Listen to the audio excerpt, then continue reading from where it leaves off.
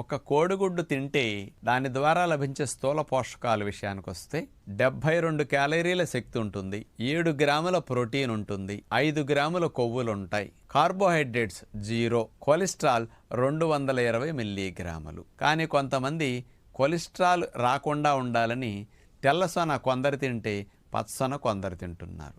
మరి తెల్లసొన తిన్న వారికి ఏమేం పోషకాలు అందులో వస్తాయంటే 17 క్యాలరీల శక్తి మాత్రమే వస్తుంది 72లో వైట్ సొనలో. అలాగే 4 గ్రాముల ప్రోటీన్ వస్తుంది, కొవ్వు రాధిక, కొలెస్ట్రాల్ రాధిక.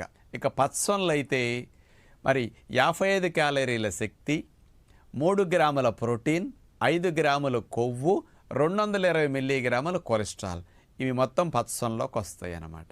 అందుకని ఏ సొన ఎవరు తింటున్నారో వాళ్ళకి అవగాహన కొరకు క్లియర్గా సెపరేట్ చేసి అందించడం జరిగింది.